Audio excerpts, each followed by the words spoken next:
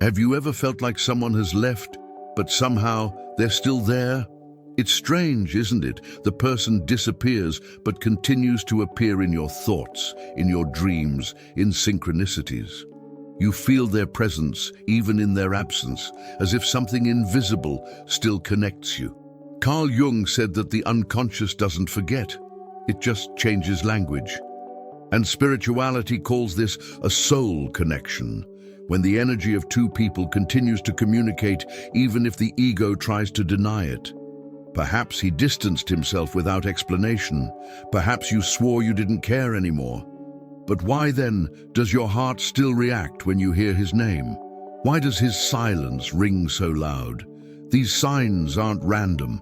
They're messages from the unconscious, codes the soul sends when something still needs to be understood. Distance isn't always rejection. Sometimes it's a reflection of the fear of feeling too much. In this video, you'll discover 8 hidden signs that he truly cares, even when it seems he's moved on. And the deepest one isn't in his words, but in what his gaze tried to hide. Because in the end, love doesn't disappear. It just changes form until someone has the courage to see it consciously. Silence is a language few understand. When someone withdraws, the mind screams, "I've been forgotten." But the heart, if listened to calmly, perceives something else. Carl Jung said that the unconscious never sleeps. It speaks through gestures, distances, and pauses. And in that interval where nothing is said, an invisible dialogue takes place. Spirituality teaches that the soul whispers when the ego is silent. Silence is not absence. It is presence in disguise. Sometimes, the person who is silent is trying to understand what they feel, not to erase what they have experienced. This kind of withdrawal is like the space between the notes of a song. Without it, the sound would lose its meaning. When someone withdraws, they may simply be trying to breathe, balance their emotions, and understand the shadow that the connection has awakened. It's curious how the ego interprets silence as rejection, when in reality it can be a mirror. The persona, that social mask we wear to appear strong, tries to maintain control and hide vulnerability. But those who observe carefully notice subtle signs: a quick glance at a social network, an unintentional like, a souvenir left in plain sight. All of this is synchronicity, small symbolic bridges that show that the bond still pulsates. Carl Jung reminded us that the unconscious finds 1,000 ways to express what the conscious tries to deny. Silence then becomes a metaphor for the soul itself. The more it is denied, the more it screams inside. And that's where the learning begins, perceiving what vibrates even when the sound ceases. When someone withdraws and silence settles in, the wisest course of action is not to seek answers, but to learn to listen. There is a type of listening that transcends words, a harmony revealed in synchronicities and feelings that don't fade. Spirituality reminds us that true connection isn't broken by distance, it merely changes form. Distance can be the field where shadows manifest, where each person projects their fears and old wounds. In this space, those who allow themselves to observe discover profound truths about themselves and about the other. It is in this quietude that the ego loses strength and the soul awakens to something greater, the awareness of what truly remains, even when everything seems to have fallen silent. The eyes are the point where the soul reveals itself, even when the ego tries to maintain the charade of control. Carl Jung said that psychic truth always finds a way to emerge, and it is in the gaze that it usually escapes first. The persona may rehearse an indifferent tone, a perfunctory smile, a rational discourse. But the gleam in the eye betrays what the unconscious still holds. Spirituality understands this as a subtle language of the soul, a luminous reflection of what the heart can no longer hide. When two people share a true bond, a synchronicity occurs between glances, a silent, almost archetypal recognition. that transcends words. And those who learn to see attentively discover that a look can confess more than an entire conversation. How many times does someone say, "I've already forgotten you," while their eyes waver, hesitate, and sparkle for a second? This contradiction is the ego itself in conflict with the shadow. It tries to deny affection to preserve the illusion of power, but the body betrays, the gaze gives it away. The unconscious manifests itself. Jung called this projection, the act of seeing in the other what has not yet been understood within oneself. Thus, when someone looks at you with tenderness and fear at the same time, they are in fact facing parts of themselves that you are awakening. It is a symbolic and profound game where spirituality mixes with psychology. The soul recognizes the mirror, but the ego fears the reflection. And it is in this invisible struggle that the truth is revealed, not in words, but in the involuntary sparkle that arises when the bond still pulsates. Observing someone's gaze is learning to decipher the language of the unconscious, a gaze that wanders too much, that suddenly hardens, or that softens for no apparent reason, carries secrets that the rational mind cannot reach. Spirituality calls this intuitive perception, a gift that is born when we stop listening to the ego and begin to feel with the heart. In relationships, this interpretation changes everything. Instead of interpreting cold attitudes as rejection, the wise person observes the gaze. If there is tenderness, the bond has not died. If there is emptiness, the distance is genuine. Carl Jung taught that nothing is lost in the unconscious. What is felt deeply remains. And when the gaze insists on saying what the mouth denies, it is a sign that the bond is still alive, waiting to be understood with more courage than words. Some connections simply insist on remaining, even when distance seems permanent. Carl Jung called this synchronicity, those meaningful coincidences that the ego tries to explain, but which spirituality understands as the language of the soul. When two people have a true bond, the universe finds subtle ways to remind them of each other. It's the moment when a name appears out of nowhere, a song plays at the exact instant, a dream rekindles memories, or an unlikely encounter happens without warning. None of this is by chance. They are symbols of the unconscious manifesting what still pulsates between two inner worlds. The shadow, in this case, is not the enemy. It is the bridge that reveals what has not yet been integrated. And the more someone tries to run away, the more synchronicities pursue them, as if life itself were saying, what began within you is not yet finished. Synchronicity is the cosmic reminder that psychic time doesn't follow the clock.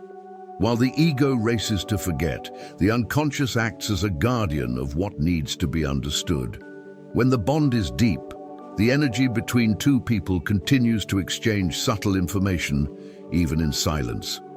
It's as if there were an invisible thread connecting the two emotional fields, reacting to thoughts, feelings, and intentions. Jung said that the collective unconscious is a living network of shared symbols, and it is through this network that these coincidences take shape. Spirituality calls this purpose destiny or the mirror of the soul. Psychology calls it reciprocal projection. Ultimately, they are just different languages to describe the same phenomenon. When something is true, it echoes on all planes. But be warned, not every coincidence is a sign to insist. Sometimes it's simply a call to understand. Synchronicity doesn't come to prove love, it comes to reveal awareness.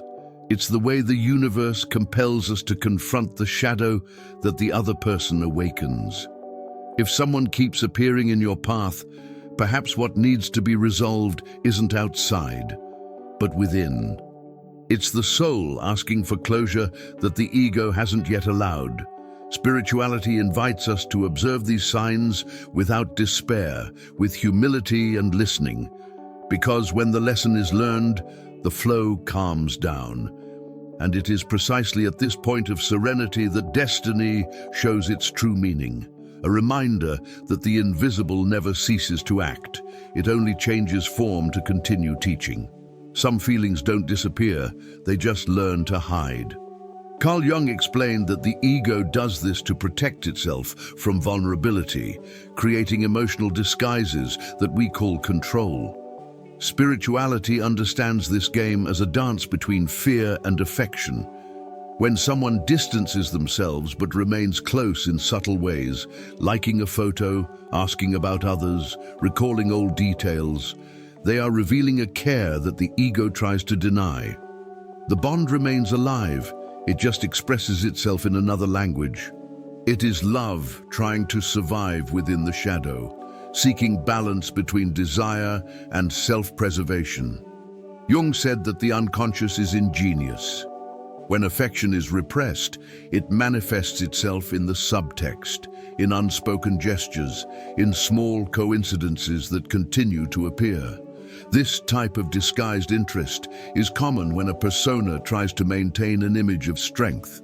The person wants to appear detached, mature, rational. But the unconscious doesn't condone this charade. It infiltrates small details, curiosity about how the other person is doing, the need to look without being seen, the way certain memories still provoke physical reactions. Spirituality sees this as a precious lesson. When we deny what we feel, life teaches us through absence.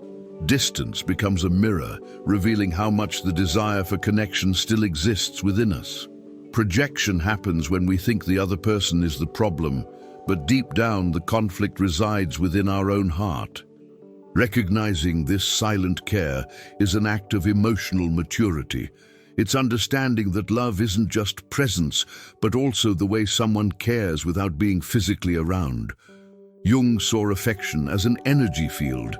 It doesn't die, it only transforms.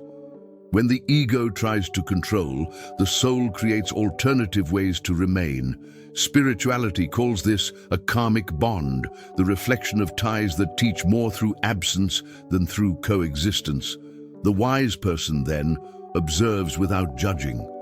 They realize that true power lies not in being remembered, but in understanding why that memory persists.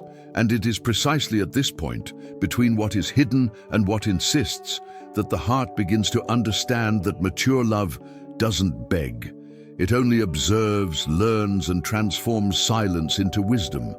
The body is the translator of the unconscious. Carl Jung said that the shadow manifests itself not only in dreams or symbols, but also in gestures, postures, and subtle reactions. Spirituality complements this by reminding us that the body is the temple of the soul. Everything that is not said, it reveals. A slight tremor in the voice, a change in breathing, a smile too quick to seem natural. The body gives away what the ego tries to hide. When someone feels something true but tries to disguise it, their own body betrays them. The gaze seeks the other but pretends to look away. The posture approaches and then moves away. The touch is restrained but vibrates. Nonverbal language is the most honest field of human connection. In relationships, learning to observe the body is like reading the unconscious in real time. The persona can lie, but the body doesn't know how to lie. It is driven by primal impulses, connected to emotion and memory.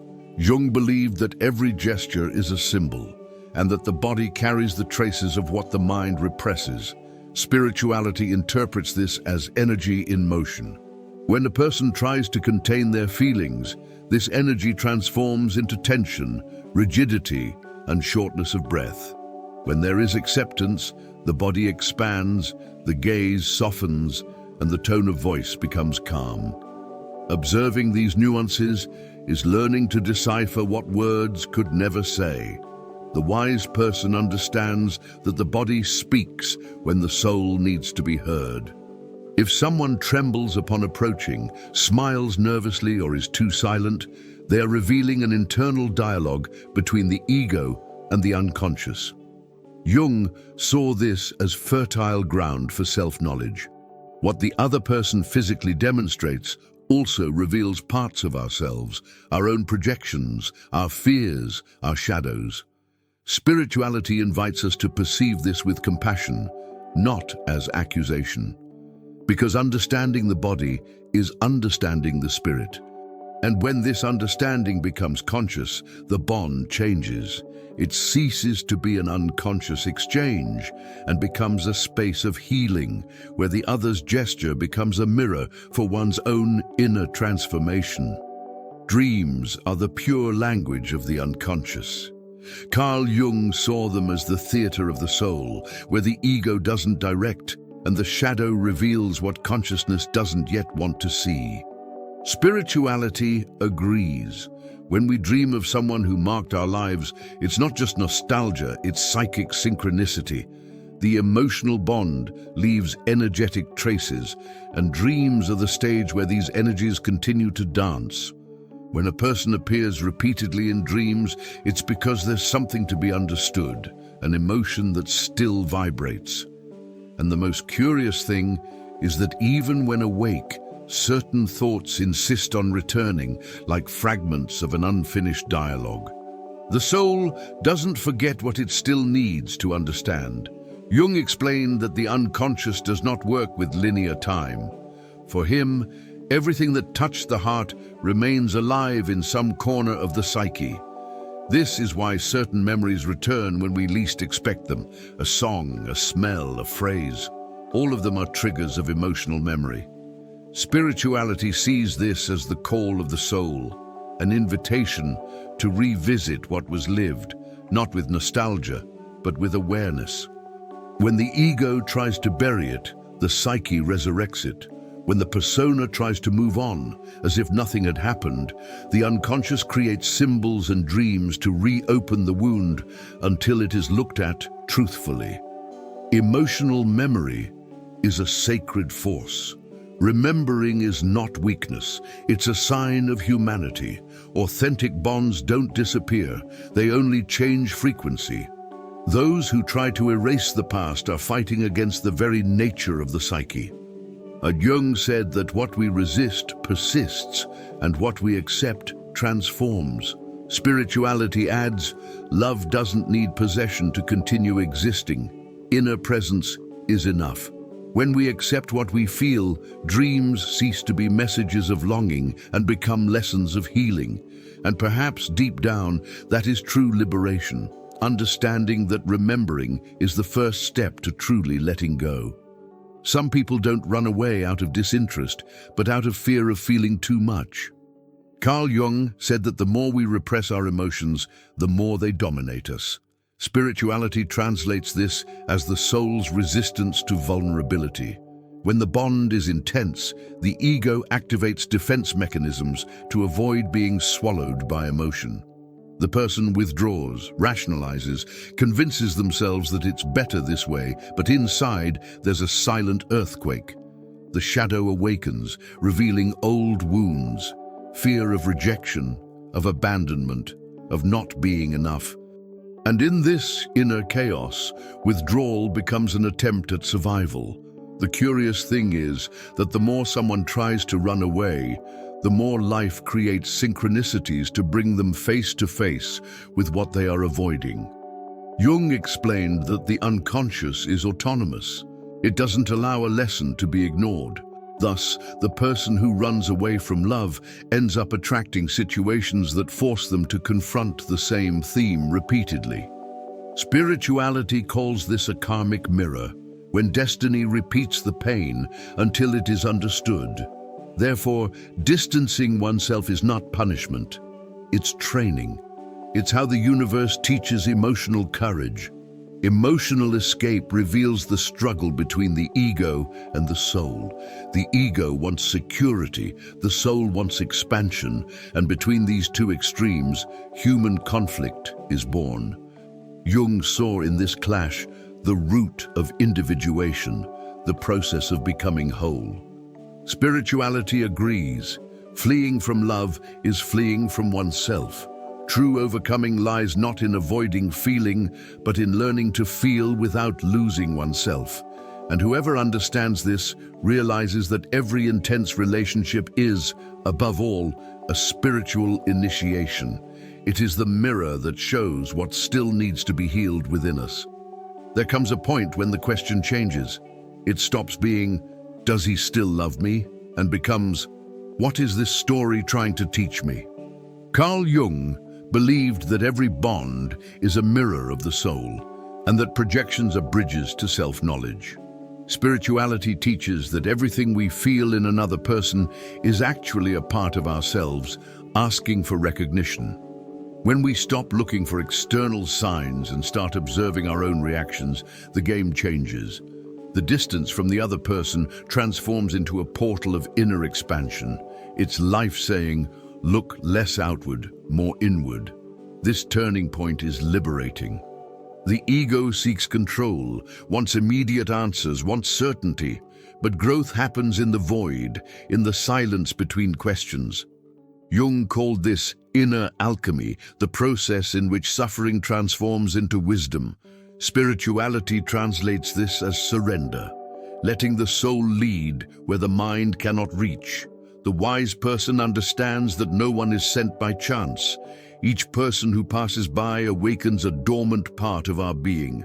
Thus, separation is not an end, it is revelation. Observing others is a way of seeing yourself. When you notice the patterns, reactions, and pains that a relationship awakens, you are deciphering your own shadow.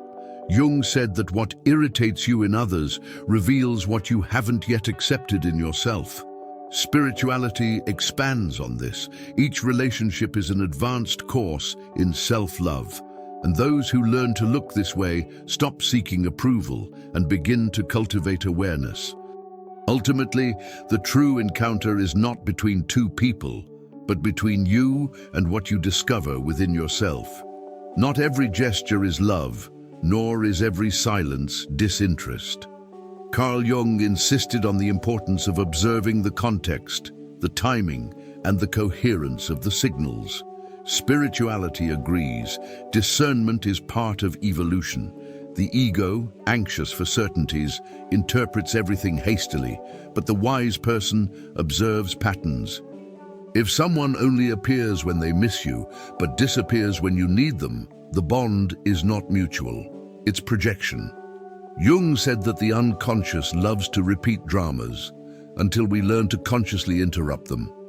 Correctly reading the signals requires calm, observation, and self-knowledge. In practice, it's simple yet profound. Observe whether the actions correspond to the energy the other person transmits. The person may smile, but their body tenses. They may say they are fine, but their voice betrays them. It's the details that reveal the reality. Spirituality invites us to use intuition without losing reason. It's not about guessing, it's about perceiving. When synchronicity repeats itself without progress, it's the universe asking you to let go. When the connection generates peace, it's a sign of truth. When it generates constant anxiety, it's the ego trying to control the uncontrollable. Learning to interpret signs is mastering the art of presence. Jung called this the inner observer, the conscious part that watches without reacting.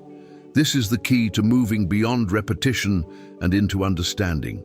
Spirituality complements this. The heart perceives before the mind understands. So listen to what you feel, but test it over time. The true sign doesn't fade with distance, it matures in silence. And it is in this balance between reason and intuition that emotional wisdom is born, the kind that liberates without needing to prove anything. Ultimately, it all comes down to awareness. Carl Jung said that you cannot heal what you do not confront, and spirituality confirms this. You cannot transcend what you avoid. If the bond still exists, the path is honest dialogue without games or masks. But if silence has become a prison, it's time to let go with dignity. The ego wants answers. The soul seeks understanding. When you understand what the other reflects, the power returns to your hands, and that is true liberation. realizing that conscious love does not imprison, it awakens. Taking conscious steps is an act of courage. Perhaps the conversation you fear is the key to your healing. Perhaps the forgiveness you postpone is what liberates you both. Jung saw relationships as a laboratory of the soul, the place where inner truths are tested. Spirituality sees the same scenario as an altar, where we learn to love without possessing. When the learning is assimilated, the bond can continue in peace or dissolve in gratitude. Letting go isn't giving up, it's accepting the rhythm of life. Carl Jung reminded us that the self always leads to balance, and spirituality teaches that nothing is lost, only transformed. When you consciously close a cycle, there is no loss, there is evolution.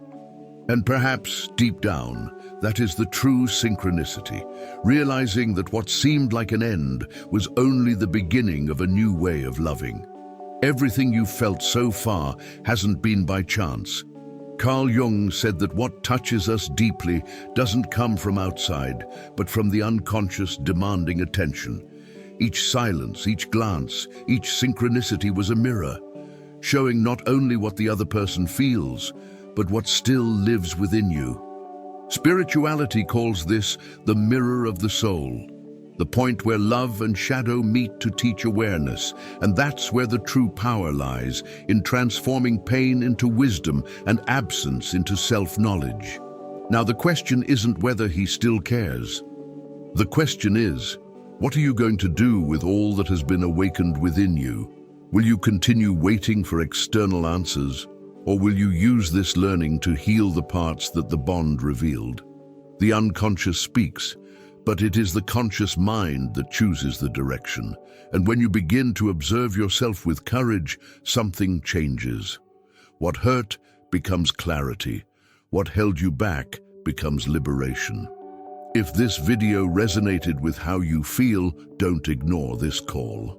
Subscribe to the channel, turn on notifications, and continue walking with me on this journey of soul, shadow, and consciousness. Because sometimes what seems like the end of a story is just the beginning of your awakening.